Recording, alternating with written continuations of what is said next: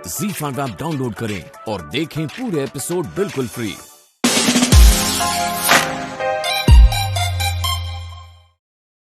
तो क्या वहाँ सवेरा नहीं होता है? अरे होता है। हितेश बाबू, जनार्दन और नटवर, सुनो, एक तो बात बता रहे हैं। बताओ। ये भीमराव वह करत है जौनू चाहत है। पहले तो बस अपने घर में मनमानी करत रहा, लेकिन अब वो हमरे परिवार के साथ भी करने लगा है। एक कुछ तो हिसाब करने का पड़ेगा। अगर ऐसा ही चलता रहा ना तो वो भीमराव राज करेगा हम सब पर और हम उसका कुछ नहीं कर पाएंगे। हम सबको गुलामी करनी पड़ेगी उसकी। देखो, हम जब से राजकोट से आए तब से सबको कह रहे हैं कि भीमराव की बातों से, भीमराव से, भीमराव के परिवार वालों से खुद भी बचो और अपने परिवार वालों को भी बचाओ। लेकिन मेरी सुनता कौन है? कोई नहीं। अरे नहीं हितेश भाऊ,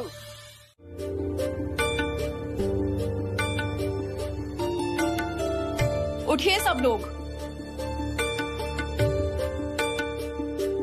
चाय पी लीजिए।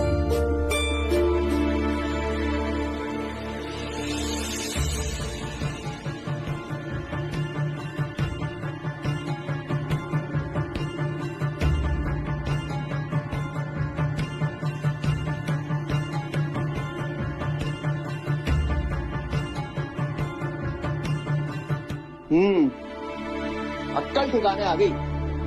रात भर में समझ आ गया कि पति क्या होता है। अब चाय पियो और घर चलो।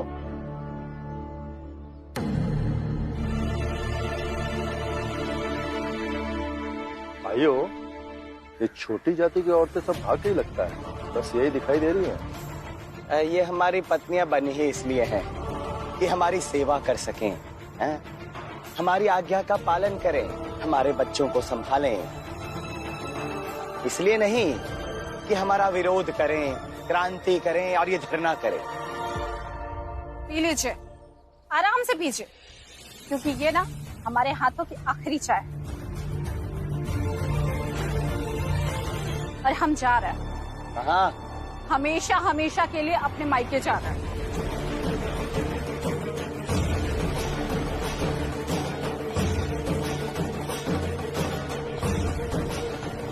मायके जा रही हूँ मतलब ई के हिया रहे से भी का फायदा? साथ तो है नहीं हमरे पास। तो जब हिया भी अकेले ही रहे के है तो हिया काहे रहे? कहीं और जाके काहे न रहने अकेले? पागल हो गई हो क्या तुम सब? अब जो हो गई हूँ सो हो गई हूँ। क्या बोल रही हो तुम? भाइयों, ये सब इस भीम की वजह से हो रहा है। क्या? बार बार मेरे पति को दोषी बताकर उनकी तरफ उंगली मत उठाइए। अपनी अपनी पत्नी से बात कीजिए ना। और आप सबको किस बात का गुस्सा है? इनके रहने नहीं रहने से क्या फर्क पड़ता है?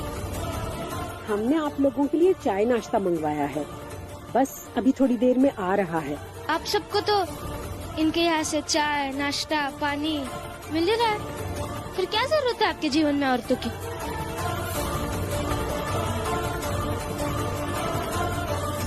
हाँ तो चलिए, हम सब जने अपने अपने मायके चलत है। ज्यादा से ज्यादा मायके में नौकरानी की तरह न जिए के पड़ी तो हिया कौन सा महारानी की तरह जी रहे ससुराल में? हिया तो नौकरानी की जिंदगी जी रहे। जैसे हिया नौकरानी वैसे अपने मायके में नौकरानी। क्या दिक्कत है? ऐसा कैसे कर सकते हैं? समाज कुछ भी कर सकता है। सही कहा आपने, समाज कुछ भी कर सकता है और इसीलिए ये औरतें जो कर रही हैं वो समाज के लिए, समाज में बदलाव लाने के लिए ही कर रही है, इसलिए वो भी सही है। अभी के अभी फैसला करो, सरला तो मुआवजा दोगे या समाज से बाहर जाओगे?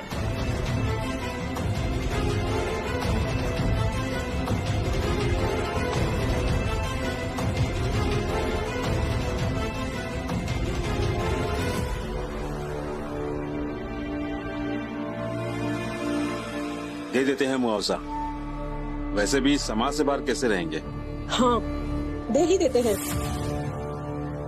ठीक है, देंगे मुआवजा।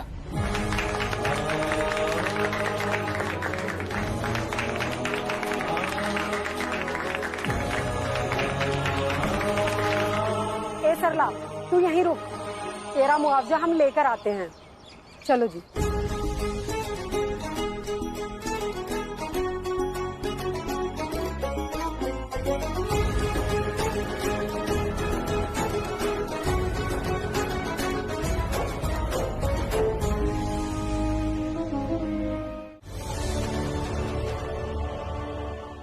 रमा, तुम आगे आओ, हम सब मिलकर तुम्हारा सम्मान करेंगे। आओ बेटा। चलिए अम्मा, रमा ने ऐसा कौन सा काम किया है कि आप लोग उसका सम्मान कर रहे हो? हमें भी बताओ, हम लोग आज ही गांव से आए हैं। हाँ, मैं भी अभी मायके से आई हूँ। मुझे भी बताओ, ऐसा कौन सा काम किया है रमा ने? बहुत बड़ा काम की है रमा, औरतों के हक के लड़ाई जीत के आई है। अरे बाकी बातें बाद में करेंगे, पहले रमा का सम्मान करते हैं। आ बेटा। सच में तुमने बहुत बड़ा काम किया है। आगे जाओ, जाओ। आओ आओ।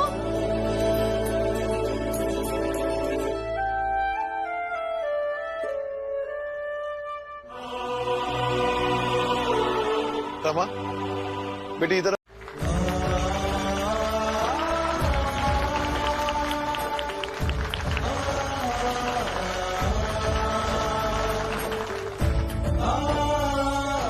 लो बेटा, मुंह मीठा करो।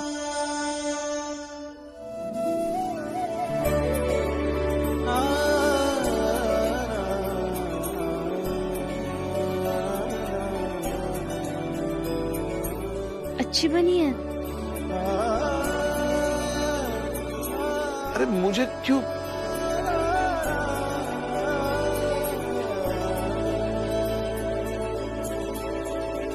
अरे बस बस। पापा, मैंने अपनी सास को कभी देखा नहीं है, मगर आपको देख के ऐसा लगता है कि मेरी सास भी आपकी जैसे ही अच्छी होगी।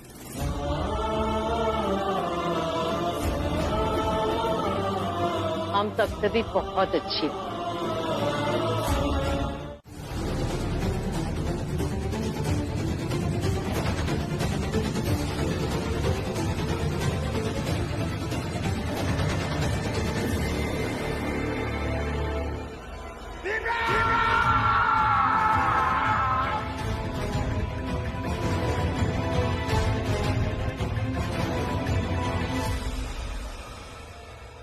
बाला की पत्नी का अभी तक पता नहीं चला।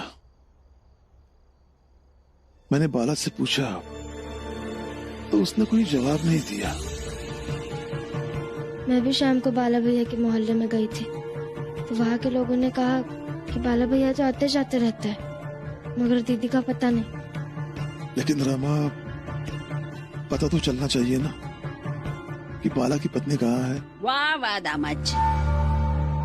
बेटे की पत्नी गायब है तो आपको इतनी चिंता हो रही है, और खुद की पत्नी गायब है तो इसकी कोई चिंता नहीं आपको? उसकी खबर ले नहीं रहे आप। हाँ तो क्या करे, जीजाबाई की जिम्मेदारी आपने ली है ना, तो आप ही चिंता करो, हम क्यों चिंता करें? मेरा वो मुझे बताया बिगड़ चली गई तो मैं उसकी फिक्र क्यों करूं? लक्ष्मी बेटा, एक काम करना, तुम कोकण चली जाना, आनंद से मिलकर आना। बहुत दिन हो गए, उसकी कोई खबर बात नहीं। और हाँ, उससे कहना अगर उसकी तबीयत ठीक हो गई है तो 2-4 दिन के लिए यहाँ आकर जाए। ठीक है बाबा, मैं कल ही कोकण चली जाऊंगी। भीम, भीम, जल्दी बाहर आओ। ई लोग चाहे जौन योजना बना ले, लेकिन ई बार हम आपन आपन घर वाली का सबक सिखा के ही मानेंगे, ताकि वो लोग फिर से पहले जैसे हो जाए। हाँ, हम लोग जौन बोले उहे करें। और ये भीम और रमा का ऐसा असर हुआ है हमारी पत्नियों पर कि वो बदतमीज हो गई है। तो उन्हें तमीज सिखाओ।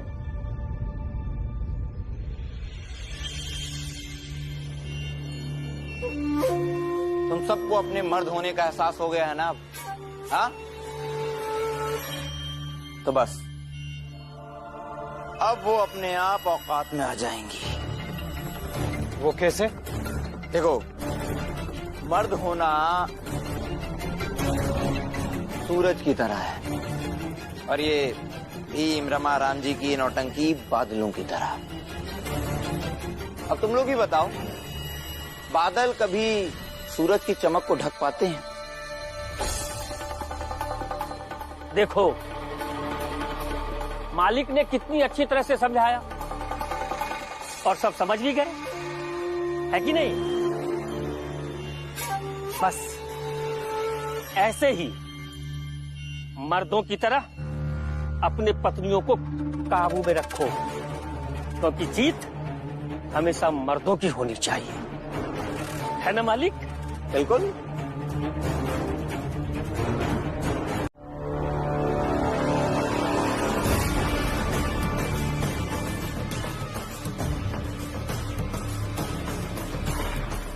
पागल, भीमराव को पढ़ा रहा है तू? अब नहीं पढ़ाओगे, ठीक है? कौन? अब तो खून सिर्फ तेरे हाथ से निकला है, बाद में पूरे शरीर से खून ही खून निकलेगा, समझा?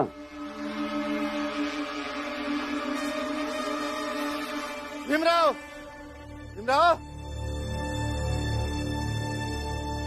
भीमराव,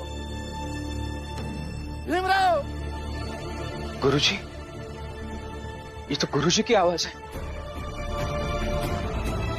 गुरुजी, ये आपके हाथ को क्या हुआ है, दिखाइए।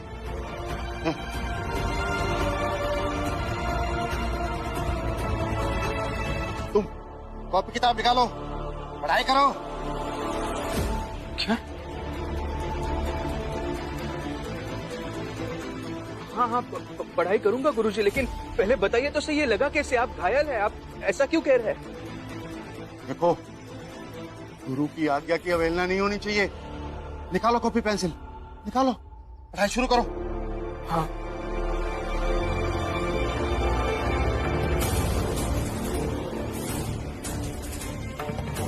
भीम तो आ ही रहा था पढ़ने, आवाज देकर इसलिए जल्दी बुलाया ताकि तुम्हें जल्दी जवाब दे सकूं।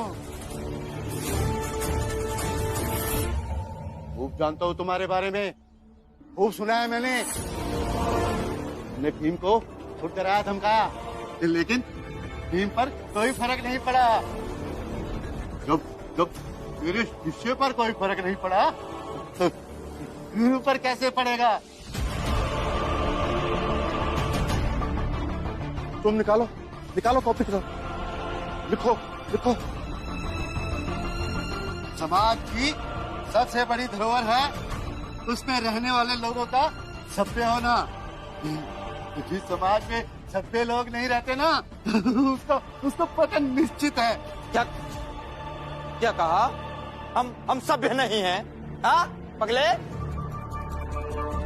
तो आज ये सारे असभ्य लोग ये बात बोलते हैं कि अगर तूने भीमराव को पढ़ाना बंद नहीं किया तो तुझे जात से बाहर कर देंगे, समझा?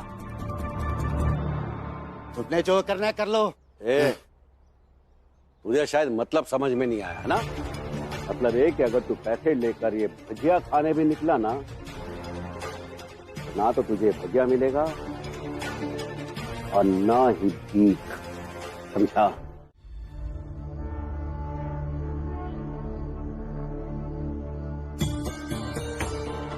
तुम्हारे भाभी ने तुम्हें संदेश नहीं भिजवाया?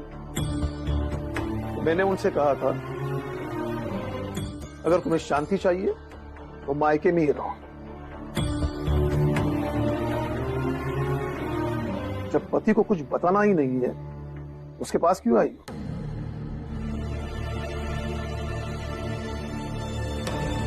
ईसा भाई, मैं तुमसे कुछ पूछ रहा हूं, जवाब दो। कब से बोले जा रहा हूं, तुम सुने जा रही हो? बेवकूफ नहीं हूं मैं, मेरे सवाल का जवाब दो।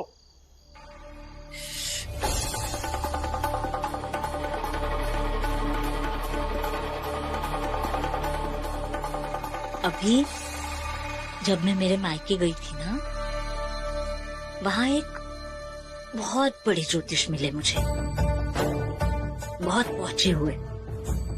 तो उन्हें बताया मैंने कि मेरे ससुराल में सब लोग बहुत सवाल करते हैं। तो उन्होंने मुझे बहुत ही अच्छा उपाय बताया। पूछिए कौन सा? पूछिए ना। कौन सा? यही कि जब कोई ज्यादा सवाल करने लगे तो मौन व्रत धारण कर लूं। और अब से मैं यही करने वाली हूँ।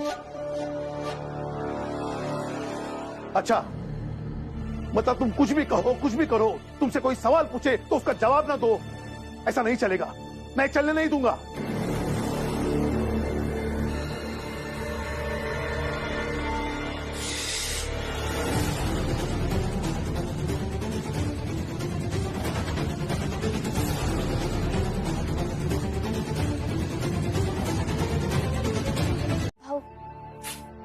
आपके पास कुछ काम है क्या?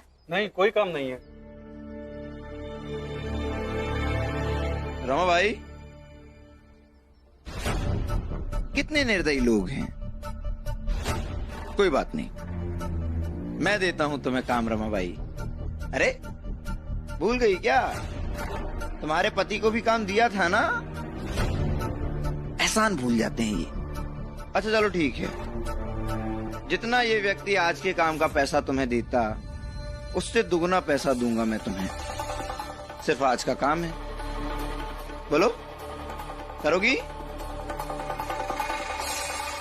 पता है रमा, मैंने उनसे कहा था कि जब अगली बार कोकण आऊंगी तो महीने भर की दवा, फल फूल सबका खर्चा लेकर के आऊंगी। लेकिन देखो ना, इन 2 महीनों में ढंग से 10 दिन के भी पैसे नहीं जोड़ पाई।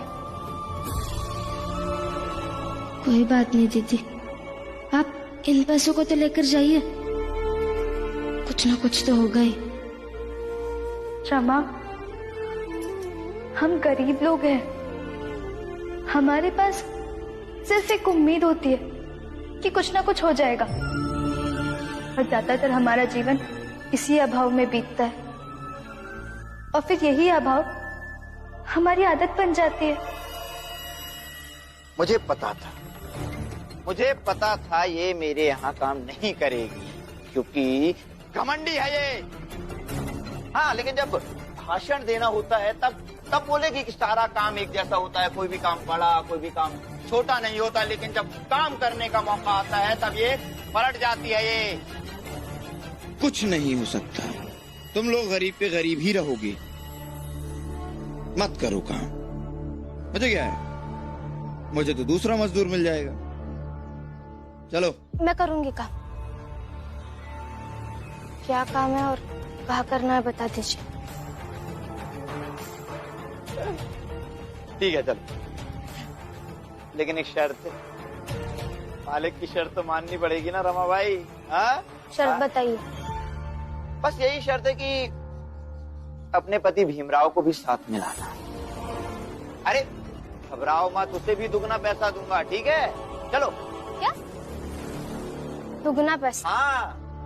आप 10 गुना भी पैसा देंगे ना, तो भी मैं अपने पति को लेकर आपके यहाँ काम करने नहीं आऊंगी। और मुझे पता है कि आपको हम दोनों से काम नहीं करना, बल्कि मेरे पति की बेइज्जती कर। नहीं करना मुझे आपके यहाँ काम। जाइए। मैं तैयार हूँ।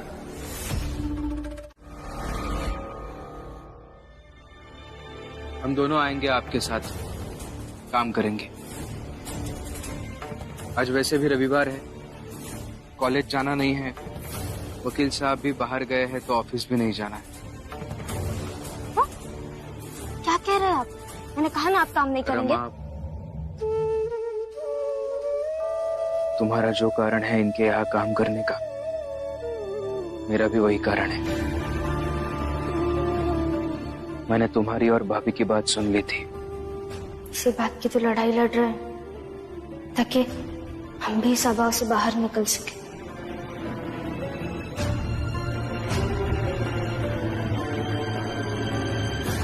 हम दोनों मिलकर आनंद भैया के लिए पैसे इकट्ठा करेंगे। बताइए क्या काम है, हम आएंगे आपके साथ।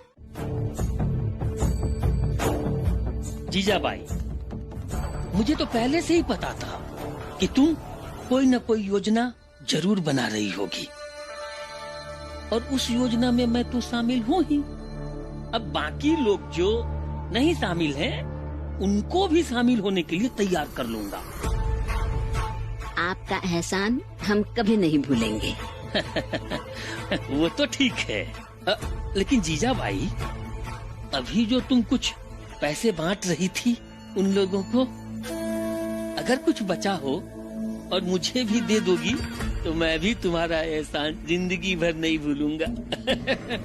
और उन पैसों से नए कपड़े खरीद लेता।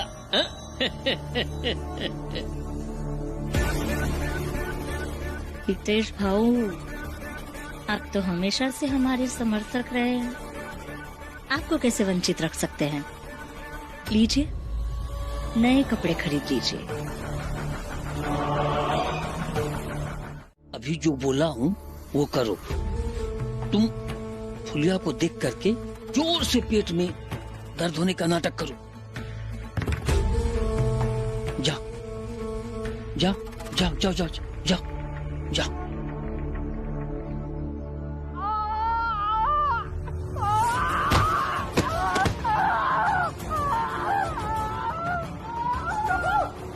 अरे जोकू, क्या हो गया? अरे जोकू, क्या हो गया? पुलिया अपने पेट में पहुंचा ना तो ही क्या हुआ? जोकू, कैसी बातें कर रहे हो? इसे अस्पताल ले चलो। ये अपने घर का मसला है, अब देख ले भाई। अरे आइए ना आप, अगर आपके दूर जाने से जोकू भाऊ को अच्छा लगेगा तो आप दूर जाइए। उनका दर्द तो ठीक कर नहीं सकते हैं, आए बड़े अस्पताल ले जाएंगे। कम से कम वो करिए जिनसे उन्हें अच्छा लगे। जाइए।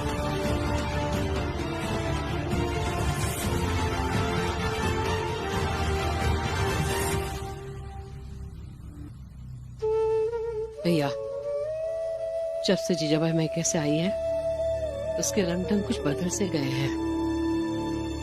आप उसकी बातों से बुरा मत मानिए। अब यहाँ देखो, सब अतिथि आए हुए हैं और तुम पैसे पैसे पैसे। अरे दे दूंगा पैसे, मैं भी नहीं चाहता कि तुम दोनों का साया भी यहाँ पड़े। इसमें तुम दोनों की गलती नहीं। छोटी जात के हो ना, नहीं जानते दूसरों की खुशियों में खुश कैसे होते हैं। सही है आपकी बात। मैंने भी किताबों में यही पढ़ा है कि हमेशा दूसरों की खुशी में हमें भी खुश होना चाहिए। आपके घर ये कार्यक्रम है, ये कर लीजिए, पैसे बाद में दे दीजिए। बहुत खूब, हो खुश। चलो बैठ जाओ। नरोत्तम, ऐसी शुभ घड़ी पर क्यों इन मनुष्यों के मुंह लग रहे हो? तो आओ।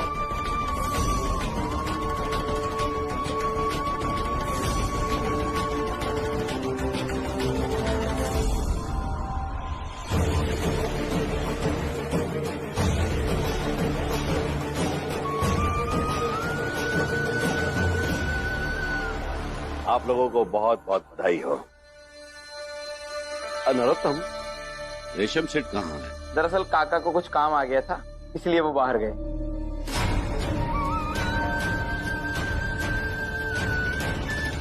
और आप सब लोग खड़े क्यों आए हो? बैठ जाइए। बैठिए बैठिए, सब बैठिए, आइए। ये हर्षोल्लास का समय है।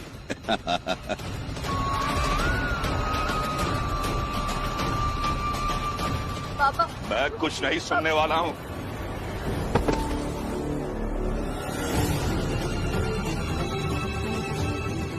उधर ससुराल में आपकी बेटी अपने पति को खा गई,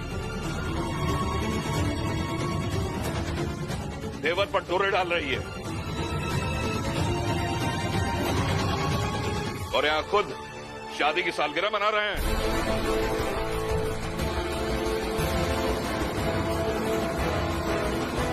नहीं, अब मत चाहिए। संभालिए इसे, विधवा है, विधवा। जो विधवा होकर भी विधवा धन का पालन नहीं कर रही है, ना तो सिर मुंडवाया, ना ही सात्विक जीवन जीने को तैयार है। अरे रखिए ऐसी बेटी को अपने पास। इसकी जिम्मेदारी तो हमने उसी दिन पूरी कर दी थी जिस दिन हमने इसका कन्यादान किया था। और इतना कष्ट क्यों किया तुमने इसे खींच कर यहाँ तक लाने का? रास्ते में नदी थी, कई कुएं थे, किसी में भी डुबोकर मार देते इसे।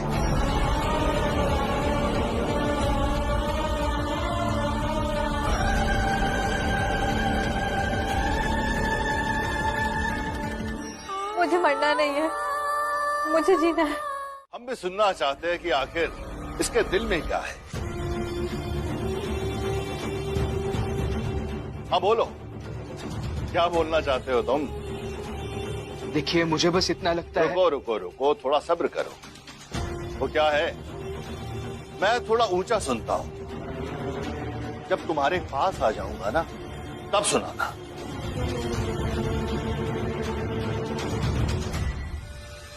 आज हमारी सालगिरह है, जो करेंगे साथ ही करेंगे। आओ।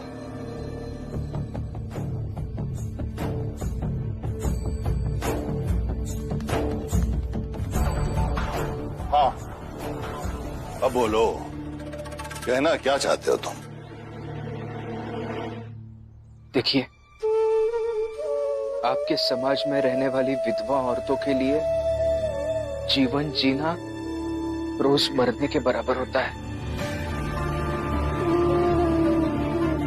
कोई इतनी बड़ी हिम्मत नहीं दिखाता अपने घर परिवार के विरोध में जाके। समाज से लड़कर इतनी बड़ी हिम्मत आपकी बेटी ने दिखाई,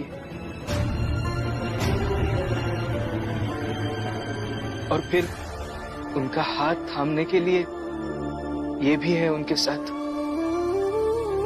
मुझे बस इतना लगता है कि आपको आपकी बेटी का विवाह इनके साथ करवाना चाहिए।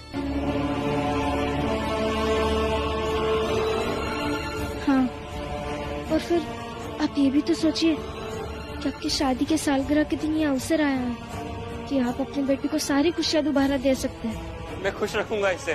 दिमाग खराब हो गया तेरा? नहीं होता है, ऐसा बिल्कुल नहीं होने दूंगी मैं, समझा? लेकिन आप जरा सोचिए ना, अगर आपने ऐसा होने दिया तो आपकी बहू का, आप दोनों की बेटी का जीवन कितना अच्छा हो जाएगा। भीमराव, ज्ञान मत दे, वो चुप हो जाओ।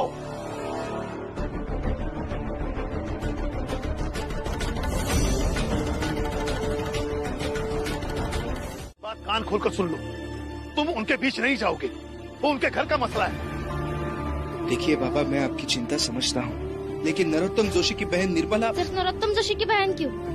सुरेश, महेश, रमेश, नेहा, पूजा, इन सब के रिश्तेदारों में भी कोई ना कोई विधवा होगी। आप एक काम कीजिए, उन सब के लिए जाइए। कोई कहेगा कि आग में जलकर राख हो जाए, तो कोई कहेगा कि खाई में कूद के अपनी जान दे दो, तो वो खुशी का पहाड़ बना देगी। तो कोई कहेगा कि चाकू लेकर खुद को मार दो, हम उस विधवा को उसकी जिंदगी दे देंगे। अरे एक भीमराव कितनी बार दूसरों के लिए खुद को खत्म करेगा?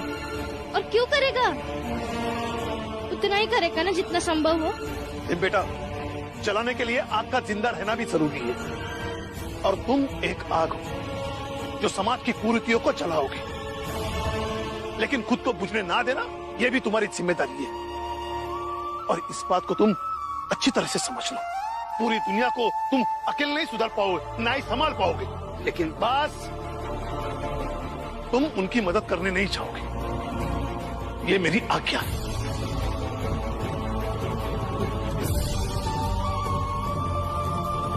ZEE5 ऐप डाउनलोड करें और देखें सारे एपिसोड्स बिल्कुल फ्री।